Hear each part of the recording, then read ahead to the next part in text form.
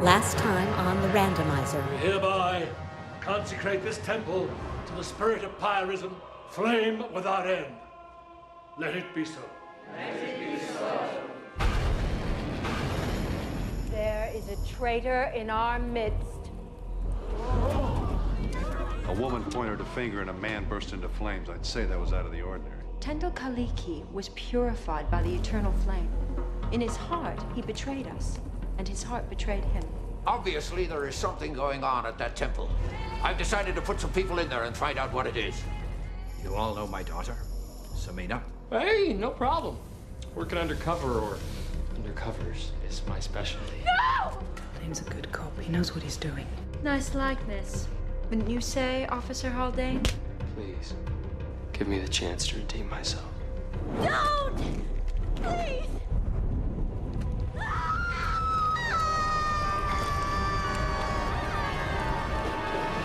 And now the conclusion. So, welcome back everybody to the conclusion of The Fire Within. I hope you all had a lovely Christmas, because as I record this, if my maths are right I should say, this has gone out on December 26th, 2022. So, Christmas was yesterday. I hope you had fun, and it's quite appropriate that we should be doing The Fire Within around Christmas, because I seem to remember that it was suggested to certain broadcasters that this would make a good, like, Christmas special or a Thanksgiving or Halloween type special. Hey, this isn't a temple, it's a damn roach motel. Yeah, nobody here gets out alive. But we're back to the temple because, well, as you may recall, if the cliffhanger recap didn't remind you, Samina was set on fire and fell off a cliff. I don't think the Space Precinct gang know about this yet. A clear violation of our religious freedom, Captain Posner. One of my officers is missing. As far as they're concerned, she's just missing. The ones who reported it. We reported an initiate missing. And that does not give you the right to turn our temple upside down. So sue me! Please, please. And I was just trying to remember as the opening titles played out there, I was trying to remember if this was the very first Was posing as a member of TV cliffhanger that I ever saw. I mean, in terms of like grown-up TV. And I think it isn't. I was just looking on Genome. What a wonderful resource Genome is to check the listings of BBC, or transmission dates, I should say, of BBC shows. And I think it was probably the second. We've sent for him. So, Star Trek The Next Generation, which I just got into about a year or so earlier. Times Arrow, I think, might have been the first grown-up drama cliffhanger that I ever saw. Sister Kilmer, or whoever she was, seemed like a good person. Oh, yes, there's the computer guy saying, oh, she was so nice. Stop talking about Samina in the past tense. And it's, I mean, it's something you can always say about this show, but particularly this episode. Jerome Willis. What happened to my daughter? Is a phenomenal presence throughout this episode. I already have. Oh, what's gone wrong? My brothers and sisters that I was a police officer. Before or after Samina disappeared. Oh, wait a minute, Captain. Some wonderful, uh-oh facial expressions from Ted Shackelford and Simone Bendix there. I'm resigning from the force. Oh, no. What? You can't be serious. And it's absolutely believable, at least at this point. I'm not quite sure I understand it myself, and I don't know what to say, except... I don't know if that's credit to Rob Youngblood or the fact that the actors around him are doing such a you can't be serious set of expressions. I do not know what happened to Samina. Now, if you'll excuse me, I'm going to go and pray to Agora for her safe return. Even Orin and Romek, they can't believe it. But yeah, Jerome Willis, throughout this episode, I mean, he's fantastic through the whole series, but this is probably my favourite performance of his through the whole show. Nobody on the street knows nothing. Hey, Zipload. At least not about Podley's daughter. What are you saying, Zipload? The only missing cop anyone's talking about is Haldane, you know. I like Zipload quite a lot, and it's nice that there's that what is going on among the Space Precinct regulars is kind of filtering into the outside world, probably just via Zipload. To every police agency on Demeter, as well as the databank at Interplanetary. I assumed you checked the hub. I also love, and it's probably a good time to mention it, the fact that this is another John Glenn directed episode. They are so good, and he was such an asset to this series. I've got to say, I'm a huge James Bond fan, and I think his run of films that he did for the Bond franchise are among my favourites. And I know he directed little bits before he became, the director. Don't worry, guys. I'm a cop 26 hours a day, remember? But, he directed the 2 Dalton films. They're my absolute favourite. For Your Eyes Only is that Bond film I'm sure every Bond fan has got, where you really love it, but you can't explain why. Octopussy is a film I want to like more than I do, and A View to a Kill is so silly that it's glorious fun. So, yeah, it's just wonderful to see that name. It adds such a level of prestige to the show. With that cowboy? Captain, we don't know for sure that there's a connection. Oh, come on, Brogan. Even you must believe in this coincidence. And wonderful directorial touches there, like starting the scene of Brogan and Podley walking up the stairs towards Podley's office from inside Podley's office. For discussion, Lieutenant. As far as my wife is concerned, Samina is still in New Hawaii. Ah, he hasn't told her. I'm not interested in what you think. I'm interested in finding my daughter. Now get out of my office and do it!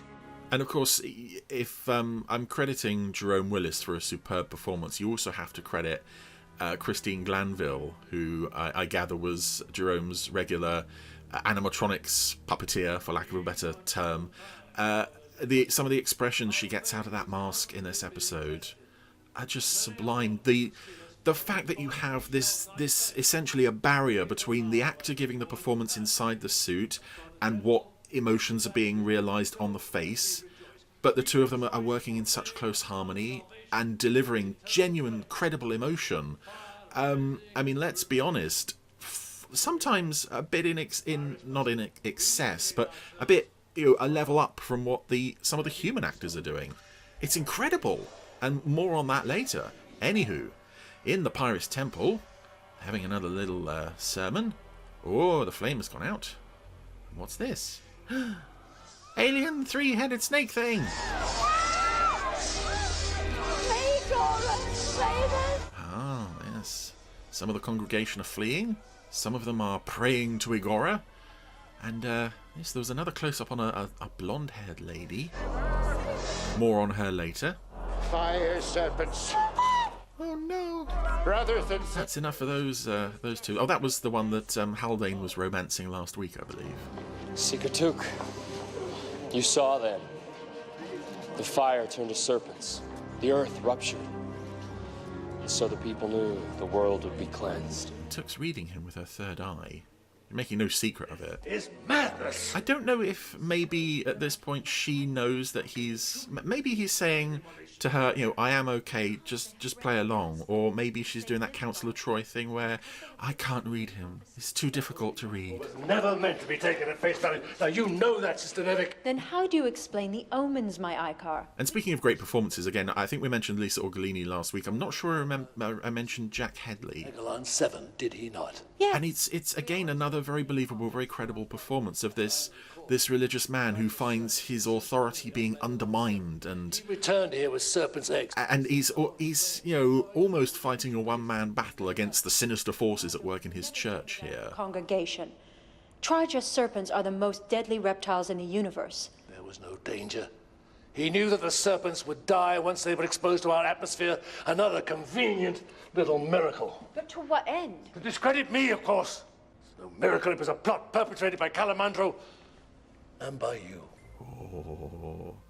Again, it's another great credit to the show, a great asset that you have really good actors like this. You senile old fool. Cropping up fairly regularly. Than evil, Sister Nevick. And you have great directors in John Glenn. You have some superb, often superb, sometimes a little dodgy, model effect stuff. True leader. And yet, it's just, if there was a bit more budget kind of thrown on the sets, maybe if the world didn't look as drab as it sometimes does. I think it's that lets it down, and I'm sure no accusations being levelled at the set designers or anything here. I'm sure it's just a money issue. As I understand, was quite a frequent issue on the set of Space Precinct. And Samina. How are Podley and Fama holding up? Okay, under the circumstances. I think I'll call Fama tomorrow and see if she needs anything. I wouldn't do that. Oh, no. Oh, here we go. Famine doesn't know about Samina's disappearance yet. I know what you're thinking, but this is part... This is another nice little scene, although it does allow Sally to go a bit Sally. So if Liz or Matt were missing, would you tell me? It's ridiculous. Come on, I want to know. Would you tell me? Yeah, of course. And about that, honey, they're okay. He should tell his wife. If you have a problem, you should share it. Yeah. Sally, did you ever consider becoming like a radio talk show host? You're listening to SBFM, where I will lecture you on your failures and follies until your ears are bleeding from boredom. Oh, the scared ladies came back to the congregation. In the land, the prophet. And there's that lady again in the extras, the congregation, the blonde-haired lady who's clearly an alien because she's got this sort of swept up eyebrow ridges. Trial by fire. Again, I'm mentioning her for a specific reason. We will come back to her. Anywho, it's now time for another walking across the fire scene. Now, Sister Nevik is going to go first. I never wanted this, but as Igor is my witness, I have no choice. I don't know if it's explained in the show how they managed to walk through the fire without catching fire, as in their clothes. I know that certainly some people do not make it through the fire without going up in flames. Not that I'm sure that's going to happen here. I'm sure everyone's going to get through here fine. But yeah, at this point, Sister Nevik stops. Icar, the flames are fine. While standing in the fire, and it doesn't catch her. Anywho, that's enough for the Icar Vedra to give it a go. And even as he steps onto the burning coals, you can see in his eyes, he doesn't expect to make it to the other side. And there's the computer guy watching Brother Calamandro stroking his chin, which is a signal to turn on the deadly laser beam. As the Icar Vedra gets to the middle of the fire, and whoa! He's gone up in flames. He went up quite quickly compared to the last guy, Brother Tendall. Some fairly grisly There is justice in the fire. burned remains there. Behold, our new Icar Vedra. Oh, Sister Nevik. And again, that wonderful music, those wonderful vocals in this music here. So, Sister Nevik has seized control of the temple and the congregation. What will she do with them? What was expected of you when you took the job, officer? Yes, sir. But now you find yourself between a rock and a hard place. Is that it? I'm having trouble reconciling my Pyrists beliefs with my duties as a police officer. Well, get over it. That's the limit of the HR department in this station. Took, just get over it. Sir, I'm not taking you off the case. Lieutenant, I've already... Ah, it's the judge. Rolled dubious search warrant. I think he was in Protect and Survive. Turned up anything illegal. He's a Tarn judge, and you can tell I think it's the same mask because he's got a lot of curly hair. Your Honor, the Icar Vedra himself was burned to death there last night. Oh, I've seen the statements from the witnesses. Oh, don't go on, so people burn to death all the time. Of his own volition. I don't believe this. My concern is what the Pyrists believe. The freedom to follow one's spiritual path is a fundamental guarantee of the Altarian Constitution. Even if they all go up in flames. There's going to be precious few of them left to enjoy that particular freedom. I'd watch my tongue, Lieutenant, if you ever expect to get a sympathetic hearing in my court again. Good day. Well, that didn't go well. I noticed Slow-Mo tried to give Brogan some paper. This isn't for me, Slow-Mo. What's with you, anyway? Oh, and Fredo doesn't need it either. New program, new glitches. So, something's wrong with Slow-Mo. It's a minor point, but it does tie into the wider story. And I do wonder if I'm making too much of this sort of, that's another little note, keep paying attention. But I do feel this is a story that rewards rewatching and paying close attention. Our witness. In a way that not many do. We'll get back to that, because here we are with the tramp guy from the end of last week. Ziplo turned him to us. Name's Doric Keister. Lives out by Demeter Bay. Says he saw something. Could have been Samina. Yeah. Yes, this is another Wayne Forrester character. And I'm telling you, I did. And he's not dubbed, thankfully. This is his own voice coming out of this mouth, and it's a wonderful character. It's just this one-eyed tramp guy who's clearly got a bit of a taste for the drink. Okay. I was coming back, see, from my job. I got a job, I collect trash. I turn it in. And I seen Yes, Oren and Romek have to keep plying him with drink to get the answers out of him. But I just love this guy. It's a lovely performance and a lovely design. I told old Embry, I mean, I never seen nothing like it. Like what? And it's the expression on the face as well when he keeps folding his arms saying, "That's enough, I've said enough for now. You have to give me a bit more incentive here."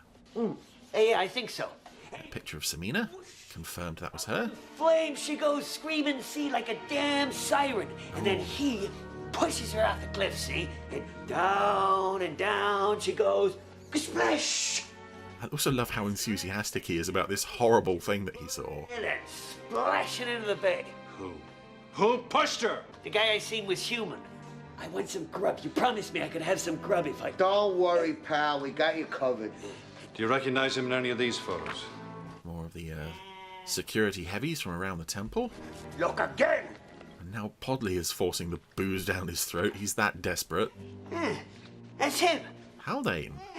That's the guy I seen. And more great responses from everyone there. I love how wide-eyed and just startled Oren is by that. Hey, I know what I seen, all right? I tell you, that's the guy. Podley's heard enough of this. Come on. And that's the last we get with Dorrit Keister. He's a lovely character and he's only in that one scene. Or two scenes, rather. I want divers to search every inch of Demerda Bay. Call the judge. Oh, not him again. I want an arrest warrant issued for Jack Haldane on suspicion of murder. He'll just go, "People murder each other all the time. I'm far too busy." Again, I'm just sitting here watching this and thinking, the music is just wonderful. I know this show, like most Anderson shows, did reuse a lot of music from previous episodes, but there was a lot composed for this one as well, I think. Certainly the choir stuff was. It's just... everyone's at the top of their game with this two-parter. It's quite incredible. I don't think it's going to surprise anybody. I may as well say it now, but I do think this is probably the pinnacle of the series. Death Watch as a two-parter is still strong. But the fact that it wasn't created as a two-parter... This place will be our salvation. Well, it kind of works against it, because it is more like, two unconnected episodes kind of smushed together, whereas this is one... it is actually a two-part story. It's got enough story material to fill that length. This form, it's useless. Haldane is now being shown by Brother Calamandro, who seems now to trust him. It interacts with the mineral.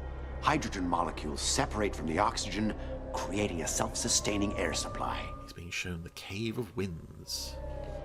Your old friends are right on time. Where he can hide from the police because nobody goes down there. It's where they will survive when the day of immolation comes. And it will come. 3 cruisers landing at the temple now. And the temple looks lovely at night. I also think it looks lovely during the daytime. They must have done some filming it under the real sky. There's some of those, I don't know what you call it, when you have the sky accelerated so it's just rolling past. The clouds are just, scooting past. But I think some of that must have been shot outside. But it's a lovely model. And there we go. Haldane's found a way out via the sewers leading straight to a police cruiser. Packed his belongings and he disappeared sometime during the night. Are you sure this isn't another one of your immaculate deceptions? You must be under a lot of stress, Captain. I can understand the burden you're carrying. Can you now? Yep. Captain, we're in Haldane's room. He's long gone. Keep searching. Tear the place apart room by room if you have to. What will it take? Check all the female bedrooms. It's bound to be in there somewhere. Miss Brock. Now Brogan has noticed footprints leading towards a door. It's a little peculiar that people around here keep dying or disappearing. I find it peculiar that the world is about to end, and you people think nothing of squandering your few remaining days on a wild goose chase. Captain, I found something. You might want to join us, Miss Nevik. Yes, footprints leading towards a closed door. Another miracle, no doubt? Oh! Footprints of the dust from the Cave of Winds, I believe. When the day of immolation occurs, we Pyrists alone will survive here in our Cave of Winds. All I'm saying is Haldane wouldn't commit cold-blooded murder. And a lovely integration here of live action and model footage. Captain, someone's stolen Romek's cruiser. Yeah, inside Castle and Took's cruiser as the cruiser in front of them takes off and swoops over the top of their canopy. The day of immolation may have to be brought forward. Ooh, she's so sinister. She's so evil. I love it. Again, wish she'd had more of a career. It's a lovely performance here, and it was one of the last she did on screen, I think. Officers! Can we get back to you on that one, Captain? Yeah, it's Orin and Romek's cruiser that's been stolen. There's a model shot that's unfortunate. I think they tried to get away with putting some smoke over it, and it doesn't quite work. So Orin and Romek's cruiser has been stolen. Castle and Took have taken off after them. Now Brogan, Podley, Orin and Romek are going off after them. And it still leaves one police cruiser on the ground. For the tip.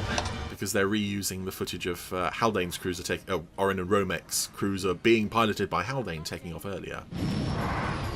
And this is something we haven't seen for a while around Demeter City. These huge multi-screen dirigible things. Lost him, Captain. Keep tracking! Lost it! Almost a swear word, but not quite. Yes, he's landed his cruiser on the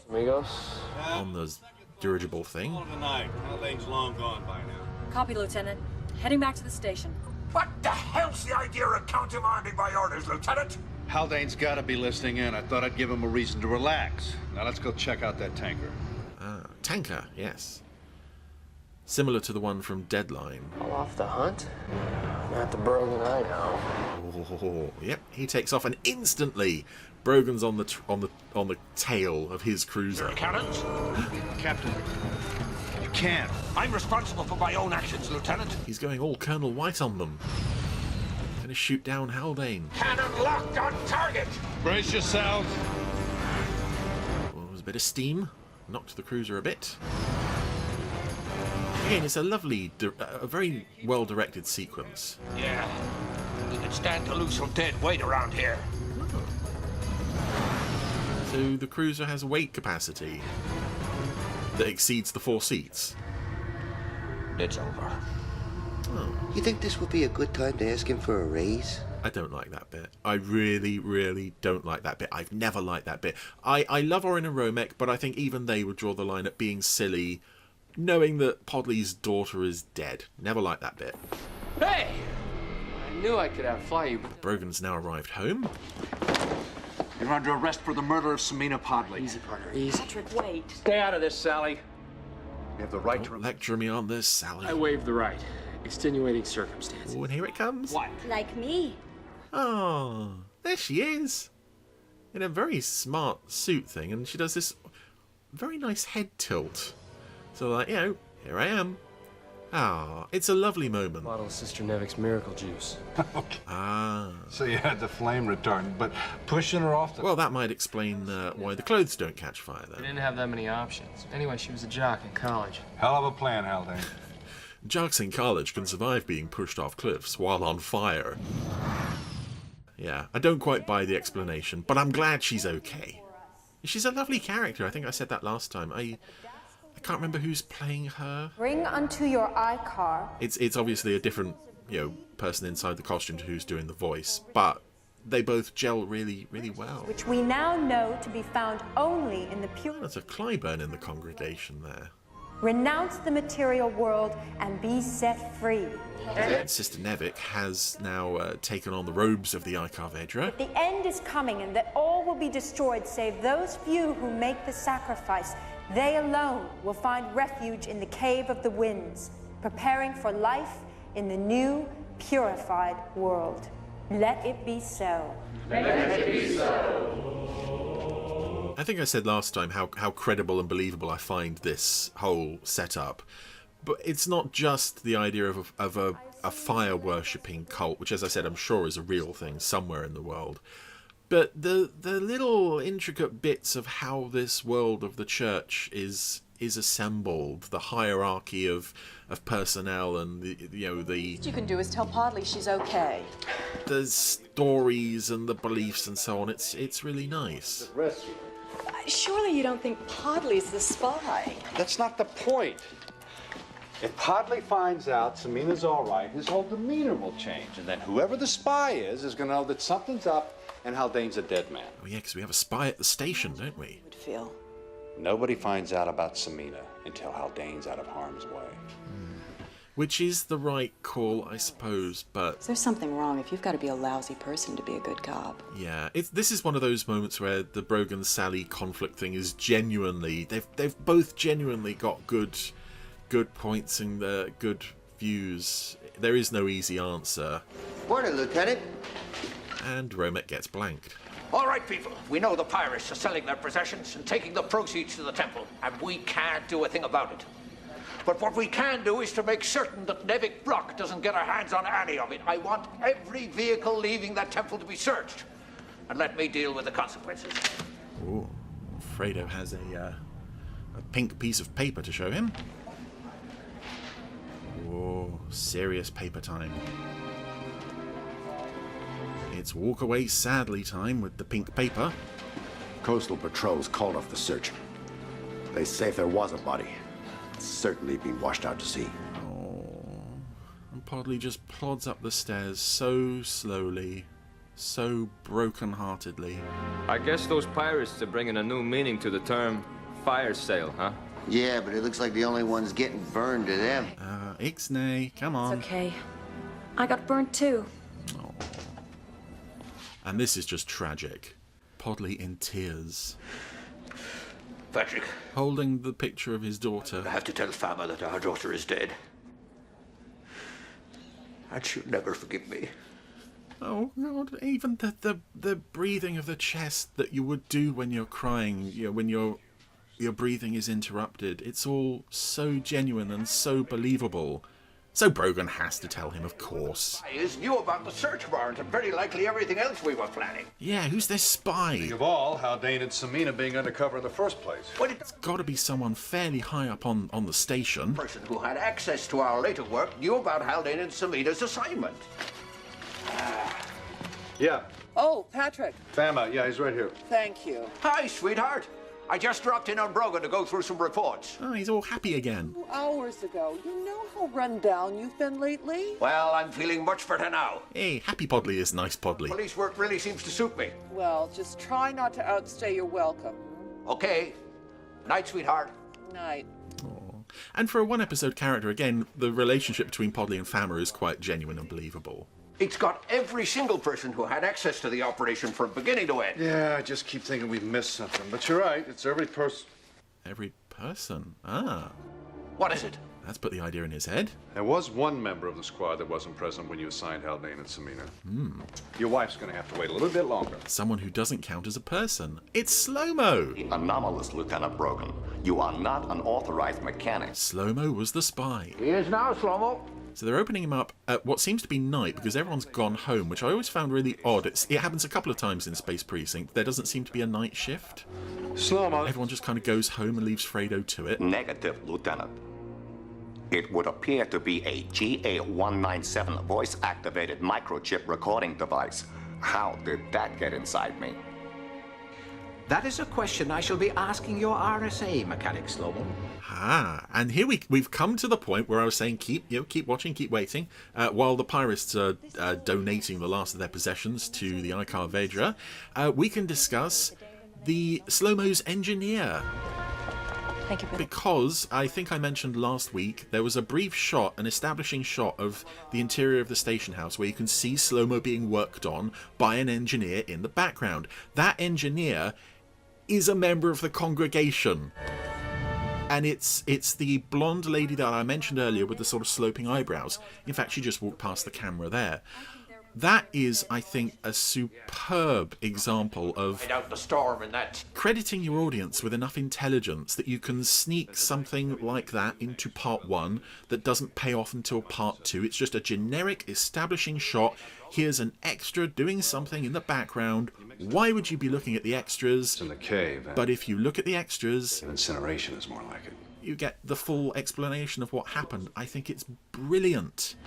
Chuck, don't do anything till we get there. Yes, that technician lady, among others, has gone into the Cave of Winds. They are preparing for the day of Immolation. They tried to kill my daughter. Podley's not having any of this. It's time to saddle up, lock and load, put on the belt, bring out his magic guns, of which he has 2. Oh yes, double holstered. He's not having any of this. Yes, the congregation have been ushered into the Cave of Winds. Good. The flock has been fleeced. It's time to get ready.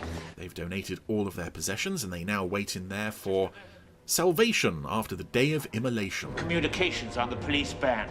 They're headed this way. Well, this is one time the cavalry will be too late. Let's get going. And here we go, another fantastic reveal. You're sweet, Jack. But you really don't have a clue what's happening, do you? That's okay. You don't need to know. Yes, the con is now being revealed, and I just love this entire sequence. I think it's so clever, this reveal, that the temple is not just a temple, it's a spaceship. And it had been mentioned last week, at the very beginning actually, that this was a new temple, newly designed. And, yep, the benches of the congregation would sit on are take-off couches. Blast it! We're too late! And the organ is a control panel that slides out into the middle of the room with levers and joysticks and buttons and such. Oh, and it's just, yeah, there go the supports. Believe it. Well, it's about time. Your faith is stupid. Having belief in something higher than yourself is just wrong. Yeah, I'm not entirely sure Took gets the support she needs during all this, but anywho, press that key. Captain, we're not very secure here. What's the plan? Can I get back to you on that one? They've released the supports from the rocket. Sure. Stay close. They've sealed the doors, and they're preparing for takeoff. And it's just brilliant. Even the flames that were on the outside of the temple now rotate. They are, takeoff thrusters. It's just a genius idea, and it comes out of nowhere. You don't look at the temple in part 1 and think, oh yeah, of course, that's a spaceship, obviously. It's a brilliant twist, and it's so out there that they would just, this church would set up, con all its people out of all their money, and then just literally take off in the church, ready to go to another planet or something. It's just insane, and yet brilliant. Sisters, this way. If they won't move, carry them out! So, our heroes are escorting the congregation out of the Cave of Winds. Get these people out of here! Some of them are checking their dascals to see if this is covered in there. Yeah, it does sort of paint the picture of, unfortunately, it does paint the picture of, if you believe in religion, well, not going to say you're silly or anything, but maybe you're a bit silly. Brother Kay, I forgot. Isn't this the way to the bathroom? Yeah, nearly got everybody out of the Cave of Winds. We've got to do that because it's a very oxygen-rich atmosphere down there. Blow the roof, it's our only shot. The rocket will Set up for 15 seconds. ignite the oxygen. Mark! So now we're going to set off explosives in there instead to blow the roof to get access to the temple. But there's Calamandro and Haldane on the other side of the door. That's an easier way to get into the temple. Punching time. Calamandro's out. Haldane, the door! Grenade! Castle's in the temple, Podley's in the temple, Brogan's in the temple, Haldane's in, shut the door, kablooey! And we have temple liftoff. Oh, it's a fantastic image. It's just so silly and yet so believable. They've done such a good job setting up this whole environment and community. And of course, because our heroes are not strapped in, they are experiencing, well, everyone's experiencing the old G-force pressures of, well, it's an industrial fan blown on the actors' faces, I believe. Okay, people, you're all safe now. You okay, Orin? Yeah. So Orin, Romek, and Took stuck on the ground. Everyone else is in the temple, hurtling into space. Yeah, it's just taken a sudden turn into absolute lunacy, which I am completely here for. It's just wonderful. It's a wonderful image of this flying temple. And here comes Podley, and there goes Podley. I love the way he comes blundering in with both his guns and just instantly gets taken out. And it's great as well that because, this is a temple, as it's moving or being operated by Sister Nevik, or the Arcavedra I should say, as the temple is being rocked backwards and forwards, the actors are all sliding around all over the place. It's fantastic stuff. And what's this? Slow-mo has noticed the rocket from the station house window. I wasn't aware of any intergalactic launches today. Ah, Brother Calamandro is recovering the microwave laser thingy that he used to set fire to, well, the original Icar Vedra and Brother Tendel. Oh, yeah, this shootout between the police and the bodyguard guys in the temple is so cool, because every time the rocket shifts, people are falling and sliding, and it's so well directed and so cleverly done. And now the temple rocket is hurtling straight towards the police station. Because why not? I believe there's something odd you should be aware of. There is a flying temple heading straight for us. Yeah, Sister Nevik has suddenly decided that she'd, The police station? You're mad! she'd rather die taking out the police station. Never seen before. And she will die. Oh, tech guy will die first. Calamandro avenges the tech guy by shooting her in the back with a laser. Time, Brother K! But Haldane gets in first. Oh dear. I don't know why Nevik didn't go up in flames there. I guess she was protected by the chair, maybe. Oh, blood! As Calamandro slides down the wall. I do like this as well. It's just, again, we've gone into total lunatic territory here, with the station... Go sound the alarm for collision stations. ...being menaced by a flying temple of all things. Again, it does make you think, maybe the station should have some kind of weapons in situations like this. I don't think they do. Of course, it comes to Brogan to save the day. If he can only get Sister Nevik's hand off the controls. Yeah. But, you know, even though she's nearly dead, she won't let go of the lever. Ah, there she goes. So...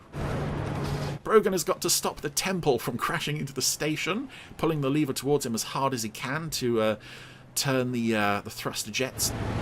Oh, and it gets so close. I love this shot of Fredo and the other police officers just looking out the window as the thing just narrowly misses them, swoops overhead. I think I'll take the rest of the night off. Oh. Yes, well, he seems to be the only one who's here permanently. Well, aside from slow-mo. Guess the party's over. Oh, poor Sister Nevik. All she wanted to do was fleece everybody and then kill everybody. Anybody think they know how to fly this thing? That's a good question. Well, I've never flown a temple, but I've always had an ear for music. Yeah. And it's to the actors' credit, I think, that they go along with this idea of the flying temple so credibly. And wouldn't you know it, Haldane manages to land the temple back on its original site. It's at a wonky angle, but he did it. Press this key. Whoa. More Orin and Romek silliness? Itself? It wasn't quite that easy, Romek. I think he had to play a real tune or something. What, like Fly Me to the Moon? No, like a Light My Fire. When you two are through discussing the finer points of music theory, perhaps you'd care to give Took and Castle a hand with the inventory. There's a lot of people waiting to collect their valuables. Yes, Captain. Oh, very Irish in that line there. Do that. She wasn't just stealing their possessions. She was robbing them of their faith. Well, at least she didn't get away with it. Didn't she? Oh, poor Took. Yet another thing has blown up in her face. That poor woman. Do me a favor. Don't tell your dad you were hiding out of my place. Why is that? I don't want him to get the wrong idea. And here comes Samina.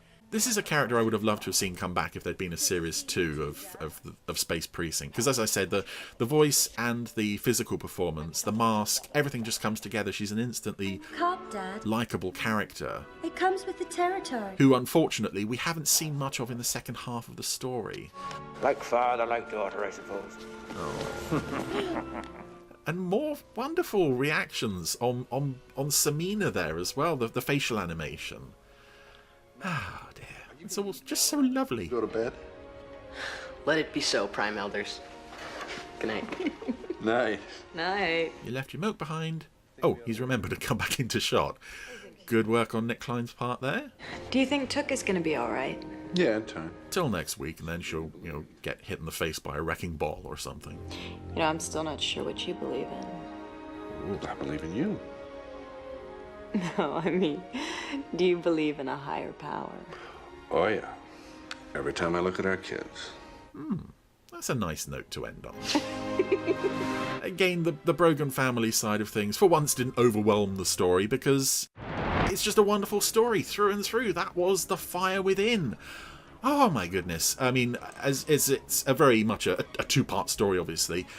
I don't find part 2 a letdown from part 1, and you sometimes get that with two-part stories where part 2 doesn't quite live up to part 1.